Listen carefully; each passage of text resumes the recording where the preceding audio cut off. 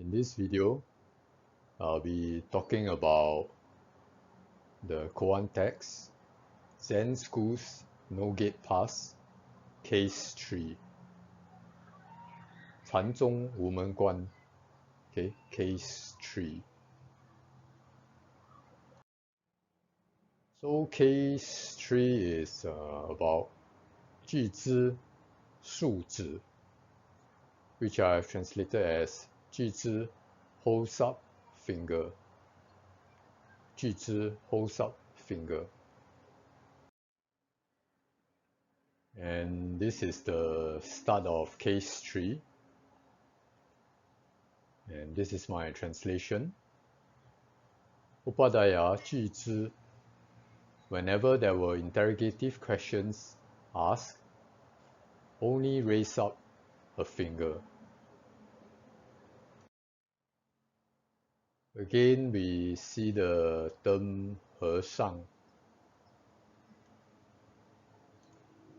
Okay, 和尚, which in Sanskrit means Upadaya, is an honorific for learned Buddhist monk. If you'd like to know more about this term, you can watch my video for case 1. 诘问 here. 诘问 is sort of questioning, like interrogation, cross-examining, demanding explanation or answer. It's a sort of investigative questioning, pursuing thoroughly to the end. And the main goal is to have some sort of intellectual explanation answer. So in a way, it's quite like how we treat some of the koans we read, where we will keep interrogating this koan, asking questions, but mainly in demand of an intellectual explanation or answer to satisfy us, okay, so that we can have an intellectual explanation we can hold on to that can answer what is going on in the koan. But of course, as we know, koan is not about intellectual understanding, intellectual explanation. So Upadaya 句子, whenever there were interrogative questions asked, only raise up a finger. So this raise up a finger, 微举一指, is related to what the title of this case is referring to. 句子 holds up finger. 句子 raise up a finger. So whenever people ask 句子 interrogative questions, demanding explanation, he will just raise an erected finger. Something like this. And that's it. That's the end of the case in Wan Song's Book of Serenity version. So if you recall my previous video, I talked about the other koan text, Book of Serenity. It is a useful koan text to compare cases to. So in Wan Song's Book of Serenity, actually that's it. That's the end of the case. Just one line. Unlike the koan here, in this text, the No Gate Pass, Wumenguan, the koan here in this text will be continued straight to completion through part 2 and part 3. So Wumen in this text actually follows the land records to complete the koan, okay, through to part 2 and part 3. Unlike Wan Song in the Book of Serenity, the case is only highlighted up to this point, and then that's it. Wan Song did give a long commentary though on this case, and it is in the commentary that part 2 and part 3 are touched upon in a sort of fragmentary way. And Zen teacher Yuan Keqing, in this other earlier koan text, Blue Cliff Record, also treated this case like that of Wan Song. The case highlighted is just like this. That's it, the end. And it's only in the commentary that part 2 and part 3 are touched upon. So those who are interested, you may want to check out these two other koan texts on how they treat this case. And perhaps you can think about why the difference in treatment. Why did Wan Song actually continue the case on, as according to the Lamb record, to give the full koan, whereas Wan Song and Yuan Wu just quoted this part? Okay, something to think about. So this is part 2 of the koan. Now it's about the boy attendant attending to Upadaya Jizhi. Later, there was this attendant boy. This boy who's an attendant to Upadaya Jizhi.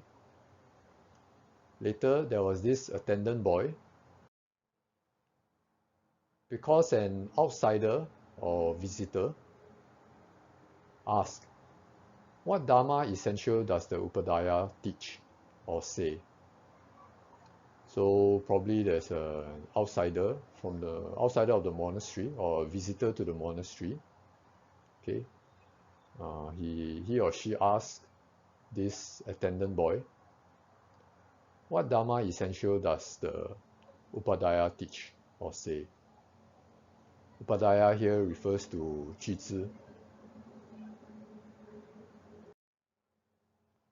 The boy also held up his fingertip. If you think about it, this case 3 seems to bear some similarity to case 2 of Bai Zhang's wild fox. With regards to the theme of teaching, transmission. To the theme of teaching or transmission. It bears some similarity. So when an outsider or visitor asks the boy, what Dharma essential does your teacher, does the Upadaya teach or say? The boy also held up his finger, just like Jizhi holding up his finger. A small detail to note, also, E. So the line in the Lamb record is not the boy held up his fingertip. The exact Chinese line actually says the boy also held up his fingertip. So some sort of implication in there, a small detail to take note. Just like in case 1 and case 2, I talk about the word still. Doggies still have Buddha nature or not? Great practitioner still fall into cause and fruition or not? The still is a small detail. In this case here is also. E. The boy also held up his fingertip. When Jizhi heard of this, he thus used a blade to sever the boy's finger. Zhi here is a short form for Jizhi, so it's a concise way of writing. When Jizhi heard of this, he thus used a blade to sever the boy's finger.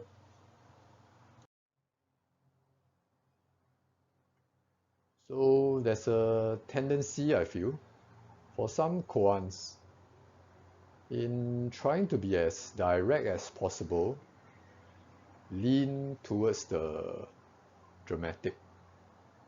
Like in this case here, using a blade to sever the boy's finger. It seems rather dramatic. And this portrait directness can sort of shock the audience and make them wonder, okay, arousal of doubt, arousal of wonder, arousal of suspicion. Okay, so it can sort of shock the audience and make them wonder what is going on. Why is there this dramatic moment in the koan?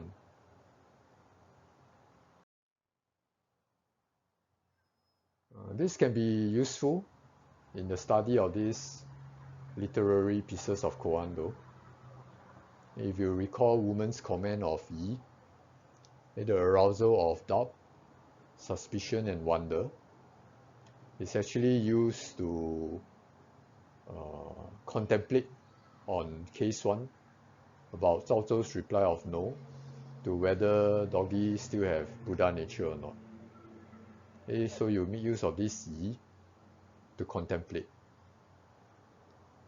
So in this case here, using this blade to sever the boy's finger, dramatic, shocking, and probably will make one wonder what is going on.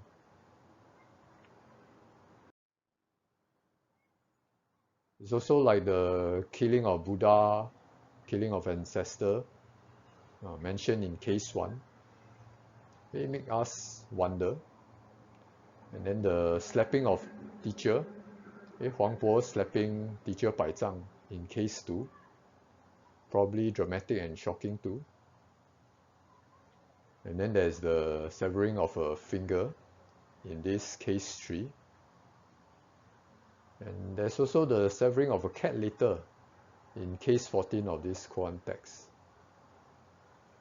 And for those who are familiar with Zen stories, there's also the severing of arm by Shen Guang or Hui Ke in the Lamb records, in trying to convince Bodhidharma to teach him. So Shen Guang actually cut off his own arm. So there are all these dramatic moments that can shock the audience into wonderment, into doubt, into suspicion. Probably not so effective these days from all the movies and videos we watch, but maybe to devout Buddhists back then, these Lamb records, these cases can probably be rather shocking. And it's important to ask ourselves, so what does this motif of severance signify? You will repeat several times in all the cases, in many cases I mean, of the Lamb records. Okay? In this case here is a severing of the boy's finger. So what does this motif of severance signify?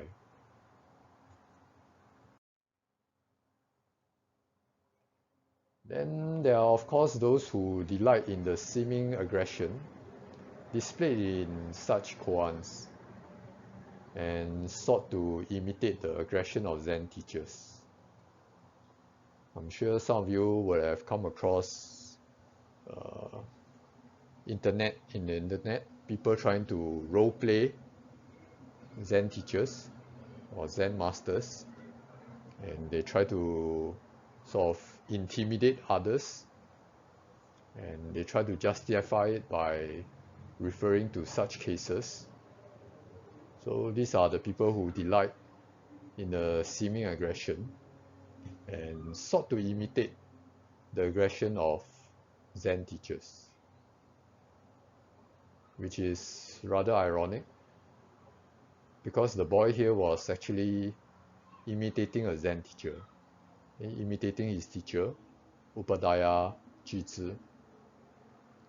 And when Jizhi heard of what the boy did, he thus used a blade to sever the boy's finger. So for those who delight in the seeming aggression displayed and sought to imitate the supposed aggression of Zen teachers, maybe this is a good case to reflect upon. So what happened after the boy's finger was cut? The boy howled, crying in pain, and ran away.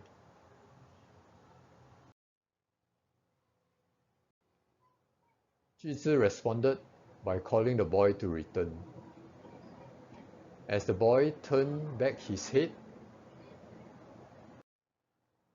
Jizhi held up a finger instead. The boy suddenly received enlightenment, awakening.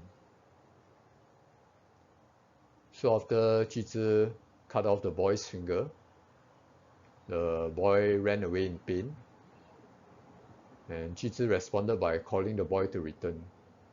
Come back here. And as the boy turned back his head, Jizhi suddenly held up a finger instead. And the boy received enlightenment, awakening.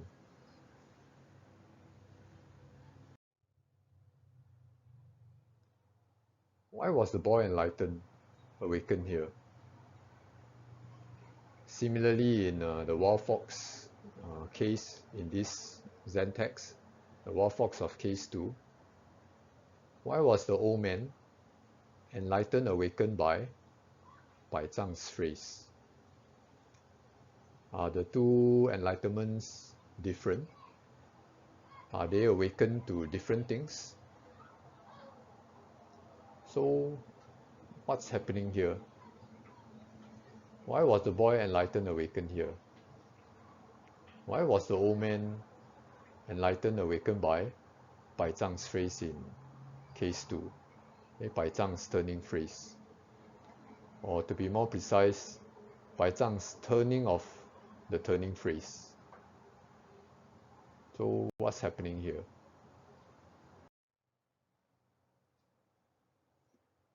And interestingly, the koan isn't over yet. Like I said, there's a part 3. And Wumen will continue to follow the Lamb Records version of this full koan. So we will go on to the part 3. Just like in case 2, my video in case 2, I keep repeating. It might be helpful to wonder, the arousal of doubt, arousal of suspicion, the arousal of wonderment. It might be helpful to wonder why there is still a continuation when the enlightenment part of the story is already over. Because quite often the koans we read, okay, I'm sorry, things are falling in the room. Give me a while. So most koans that we read, the story seems to end at a point where someone got enlightened. But in this case here, the koan, the boy has suddenly received enlightenment, awakening. So isn't that's it over already for the case? Why is there still a part 3 to this case? So it's helpful to wonder and think about why there's a continuation. So let's go on now to part 3.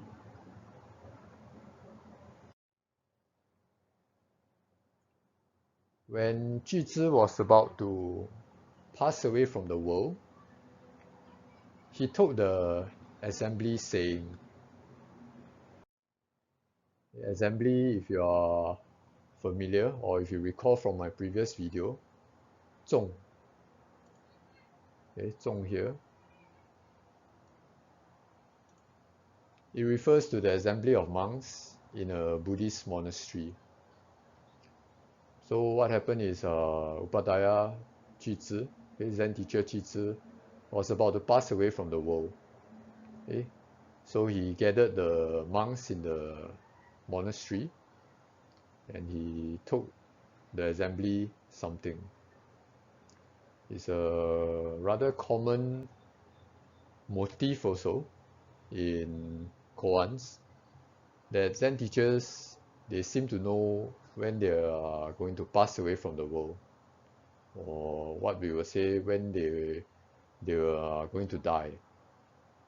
And before they die, they will always have a final teaching or final gatha. So when Jizhi was about to pass away from the world, okay, he has some sort of foreknowledge.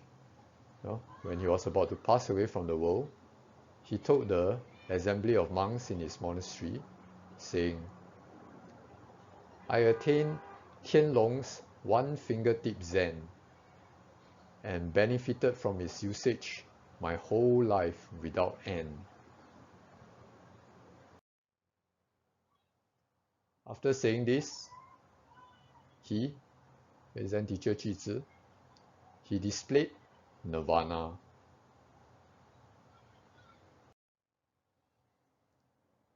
Nirvana here, which in this case, instead of using Nieppan, they use the word Mie. Nirvana is one of the key goals of Buddhism, and Shi Mie is passing away in usually a seated meditation position.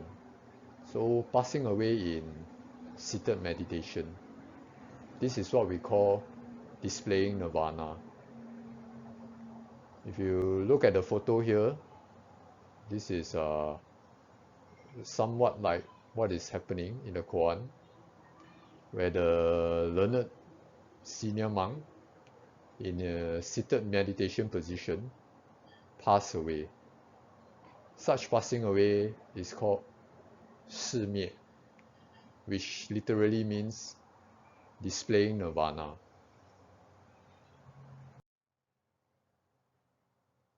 So disciples usually will then guard the body for a few days, because who knows, maybe the Zen teacher or the Buddhist monk is not really so-called dead yet, not really passed away yet. He may yet come to life again, which actually happened in, if I'm not wrong, at least one of the koans in the Lamb record, where he supposedly displayed nirvana, but because he heard all the monks crying, he came back to life again to scold them.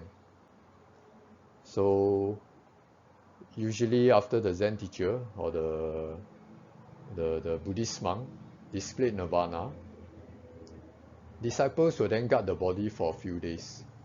They will not touch the body. They will leave the monk, the Buddhist monk, in a seated position. So it's kind of like a funeral wake. And it's only after a certain number of days, when they are sure, then they will probably either cremate, which is the Buddhist way of treating a monk's body. Yeah, I talk about this in case 2, where Bai Zhang cremated the wild fox body. But another way of treating the body is actually to preserve the body. After the monk displayed nirvana, in this seated position, displayed nirvana. If I'm not wrong, the 6th Zen ancestor Huineng's body in seated meditation position was actually preserved and still around in some temple in China right now. So these are some of the ways that the disciples will treat the body. So after guarding the body for a few days, then when they are sure, they will either cremate or actually choose to preserve the body.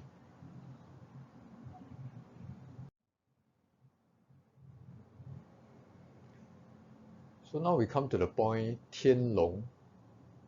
Who is Tian Long? Okay, because Jü Zhi said, I attained Tian Long's one fingertip Zen. According to the Lamb records, Jü Zhi was actually a Dharma heir of Zen teacher Hangzhou Tianlong. That means he supposedly received a Dharma transmission from Tianlong.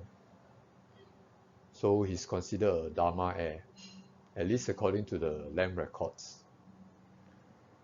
So what this line is actually saying is he was enlightened by Tianlong through one fingertip Zen. Okay, this one fingertip Zen.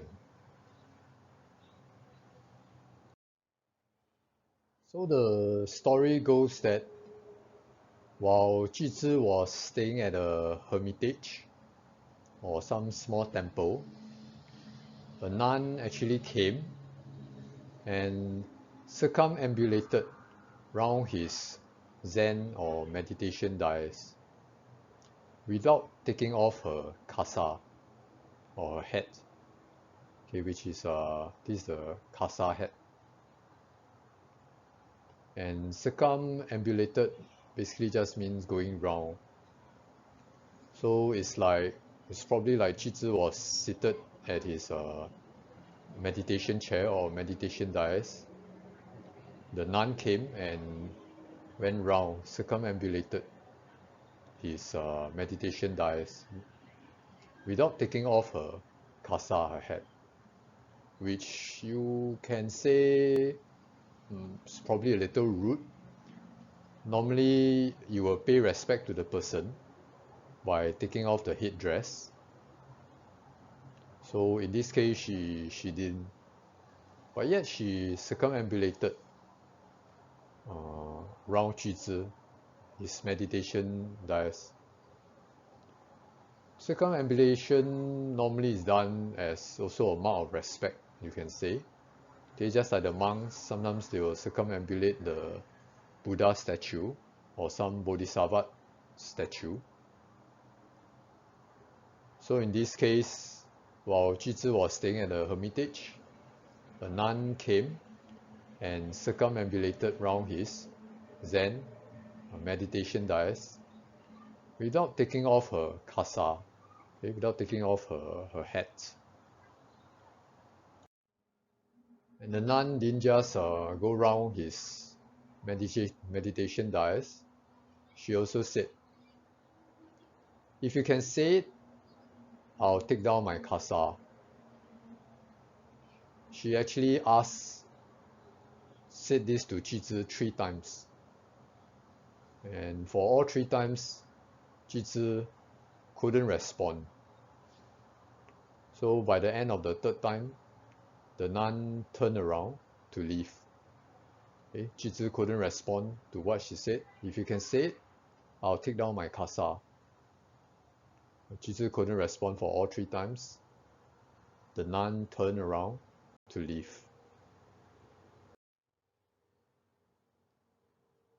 Jü Zhi asked her to stay for the night instead. So don't go, please stay for the night. Probably Jü Zhi wanted to learn from her because he couldn't respond to what she said. So asked her to stay for the night. And what did the nun say? So she said, if you can say it, I'll stay. Again, Jü Zhi couldn't respond to her. Okay? Jü Zhi couldn't respond. The nun said, if you can say it, I'll stay. And because Jü Zhi couldn't respond, so the nun left.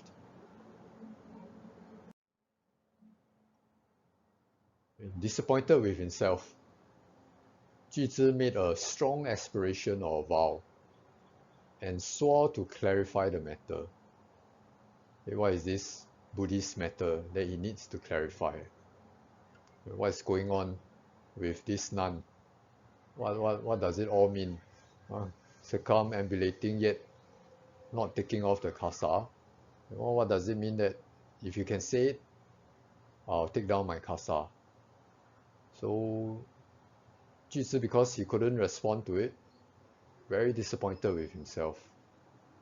And he made a strong aspiration or vow and swore to clarify the matter. And he started making plans to visit learned teachers. Teachers probably he knew that were enlightened. He started making plans. Previously, he was just staying at a hermitage. He probably thought just by maintaining some sort of discipline and meditation, he will have been enlightened by himself, until the nun came and he realized how ignorant he was. So probably disappointed, he started making plans to visit learned teachers. Okay, especially important is this making of a strong aspiration and vow, swearing to clarify the matter. Then the local mountain deity manifested. Probably the sincerity of Jizhi touched the deity, and a lot of times these deities, or you can call devas, like local deities, they will try to protect. They are like Dharma protectors. They will try to protect the Buddhist practitioners, sincere Buddhist practitioners. So sometimes they will manifest to help. And in this case, the local mountain deity manifested and told Jizhi not to leave. Say, don't go away. Stay in your hermitage. And the deity stated that a bodhisattva embodied in flesh, okay, that means an embodied bodhisattva in flesh form, will speak the Dharma to him the next day. So there will be a bodhisattva in flesh form, embodied in flesh, who will speak the Dharma to Jizhi the next day. So if Jizhi were to leave the hermitage, he will probably have missed the encounter with the bodhisattva. So the local mountain deity manifested and told Jizhi not to leave. Stay. Next day, someone will come. And indeed, the next day, Upadaya Tianlong arrived at the hermitage. So this Tianlong here, okay, I attained Tianlong's one fingertip Zen. This is the Tianlong. If you are interested, this is the Chinese for it, Tianlong.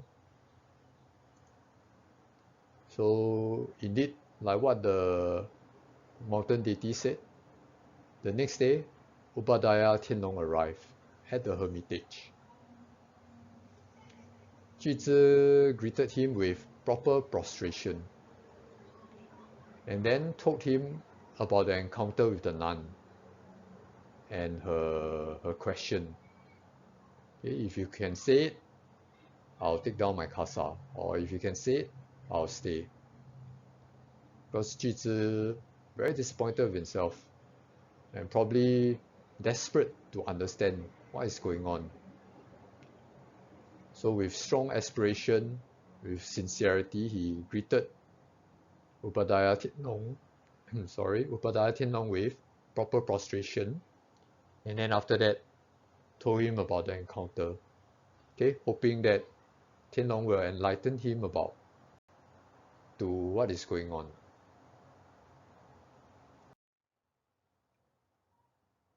Tianlong thus revealed it by holding up a finger, and Jizhi suddenly had a great enlightenment awakening. So again, holding up a finger, Tianlong's one fingertip Zen. And Tianlong, the supposed bodhisattva in flesh, revealed it by holding up a finger. So what is going on here? Why did Jizhi have a great enlightenment awakening when Upadaya Tianlong held up a finger then? Okay, at that moment when Tianlong held up a finger, Zhi had a great enlightenment awakening. So what is going on?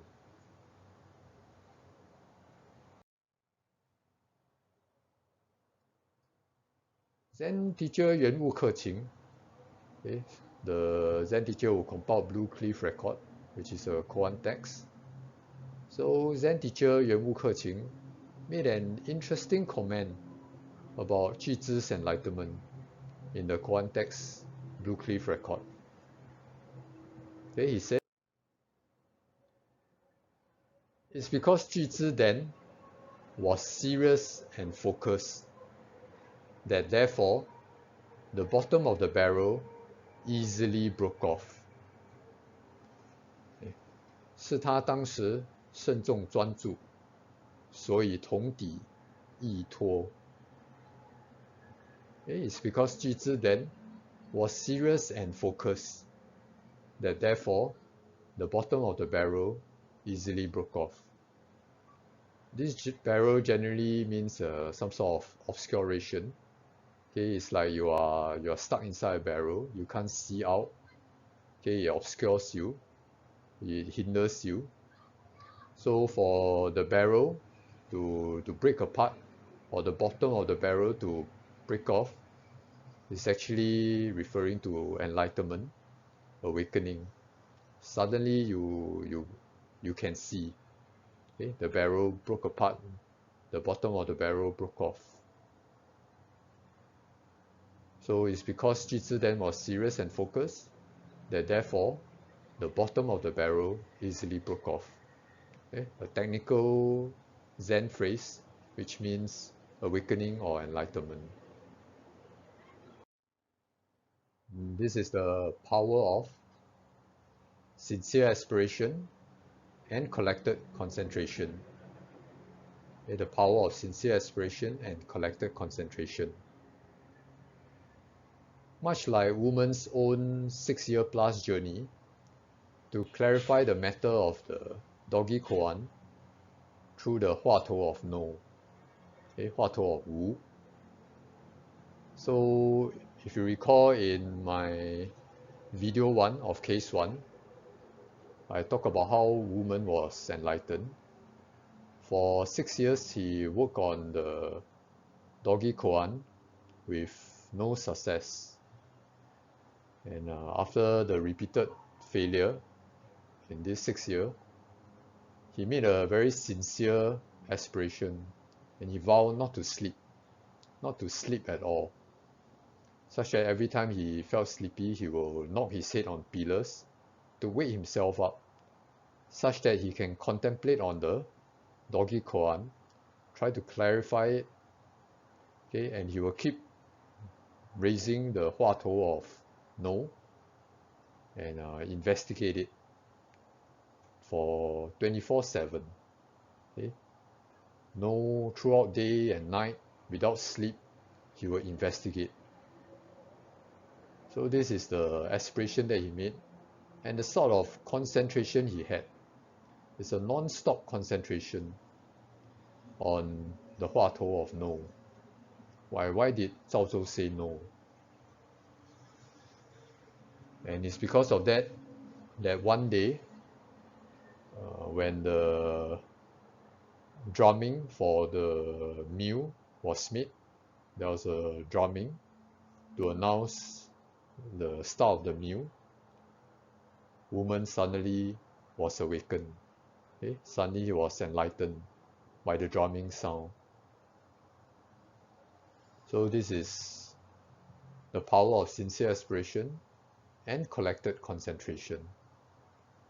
So in this case here, Zhi, just through one day, overnight, after the nun visited him, he made a sincere aspiration and probably had a lot of issue trying to sleep the whole night, couldn't understand it, very disappointed with himself.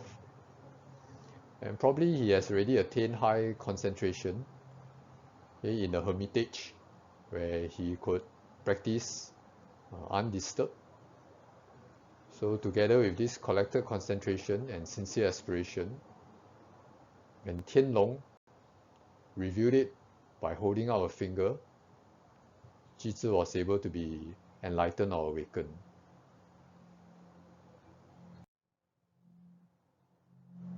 This is also rather similar to the mechanics of Yi, which is what Wumen kept emphasizing in case 1. Okay, the arousal of doubt, suspicion, and wonderment to clarify the matter.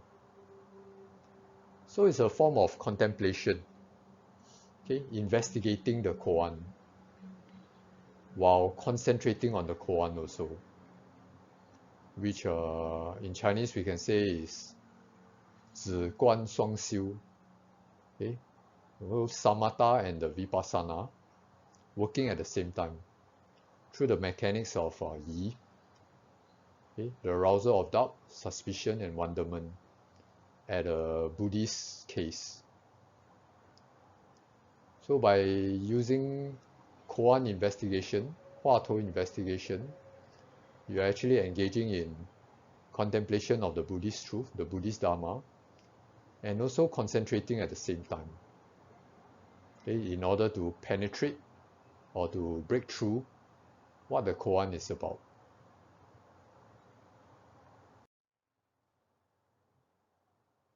So here ends this koan. Okay, part 3 ends with Ji displaying nirvana. So again, lots of questions to ask. What is with the boy's enlightenment and the finger? Is it related to the finger?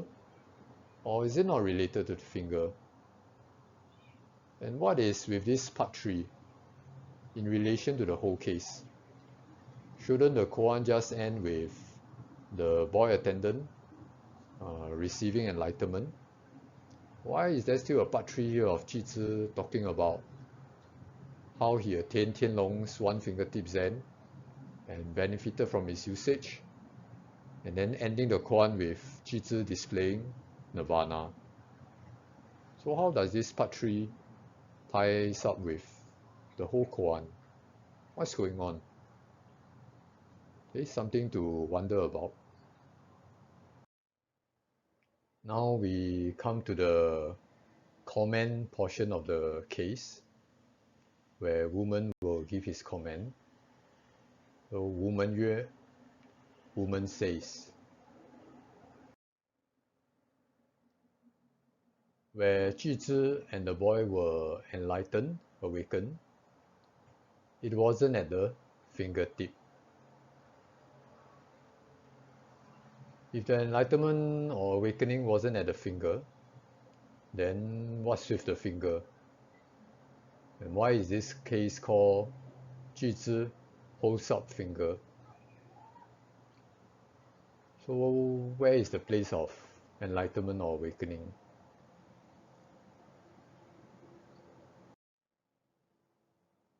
Wumen continues with his comment.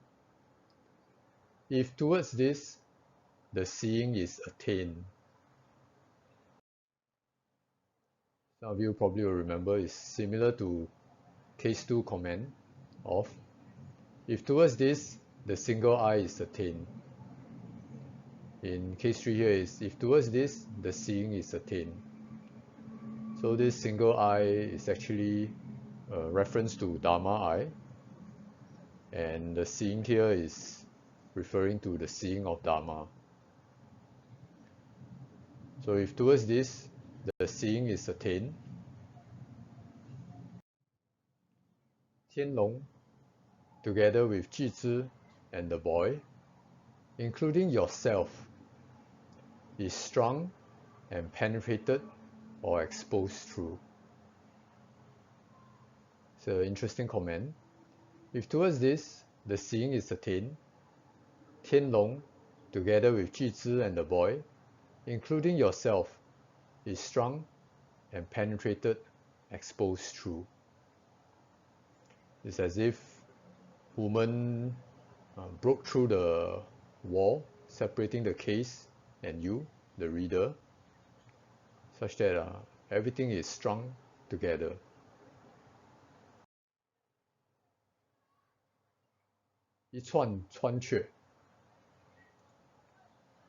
So here 一串穿越, can perhaps be understood as strung together and penetrated through. Or you can also read it as the whole string is exposed. So some sort of exposing of the connection across time and space, from Tianlong to me and you. Okay? A bit like this string, stringing all these beats together, stringing Tianlong, Juzhi, the boy, including yourself. Everything strung together. So this is what Wumen commented.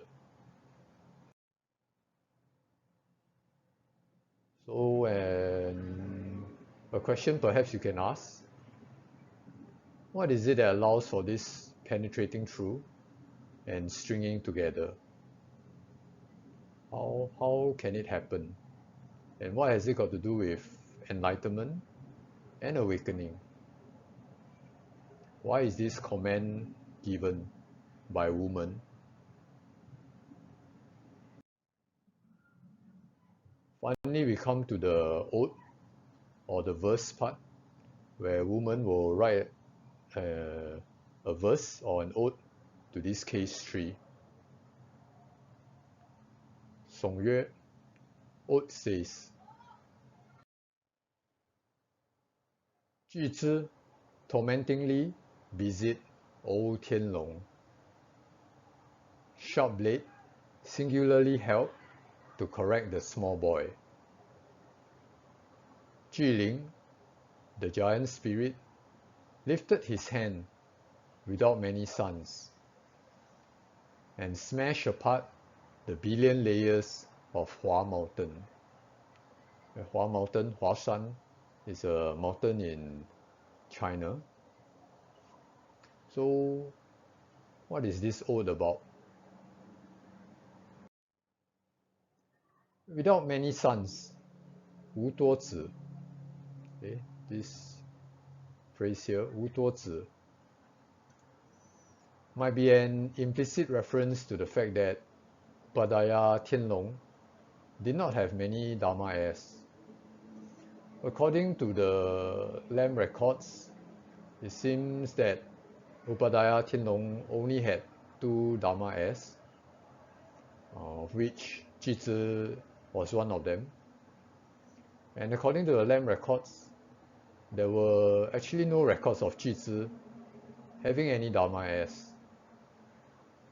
So although it seems like this small boy, this small attendant boy, was supposedly enlightened by Jizhi, he's not recorded as a Dharma heir of Jizhi.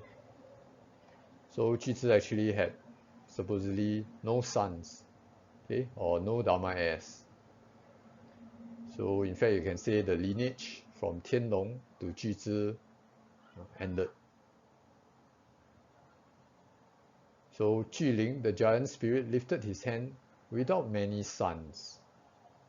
So this son, without many sons, might be a reference to the fact of Dharma heirs. And this case, if you remember, is about Dharma transmission, about teaching, about transmission.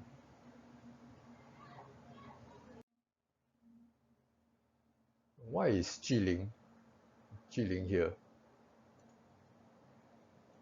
Okay, you can see here, Juling. Juling literally means giant spirit, but it's also a reference to a powerful and strong deity. It seems like dated all the way to Han Dynasty. There are texts that talk about Juling. So what did Juling do? What did this powerful deity do? He's said to have smashed apart the layers of Hua Mountain with his hand. Okay, it's like there are many layers of the mountain, and then with his powerful hand, this giant spirit, this powerful deity, smashed his hand down and broke apart the layers of Hua Mountain, allowing water at the source to flow through as river.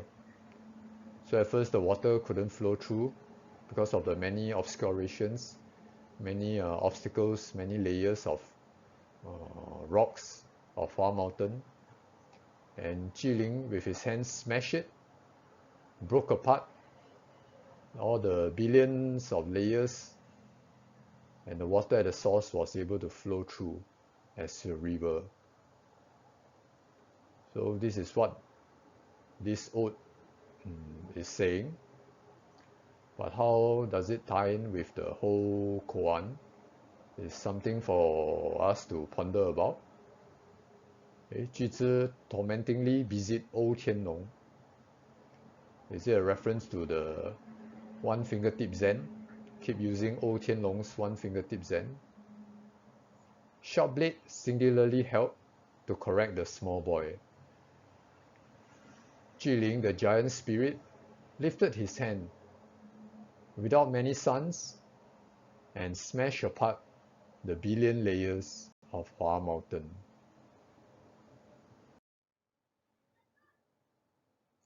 So that's all for case 3 of Wumenguan.